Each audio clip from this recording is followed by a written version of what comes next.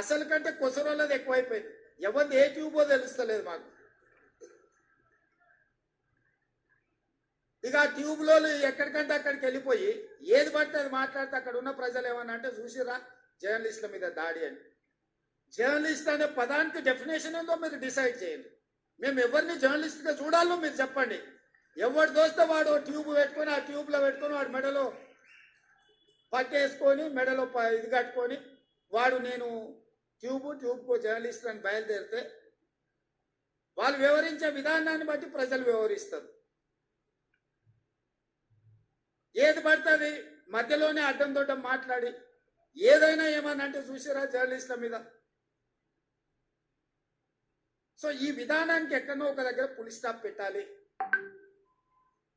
దీన్ని ఆలోచన చేయాల్సింది మీరే. ఎందుకంటే ఇంతకంటే పెద్ద సందర్భం నాకు దొరకదు మీకు ప్రభుత్వం వైపు నుంచి కానీ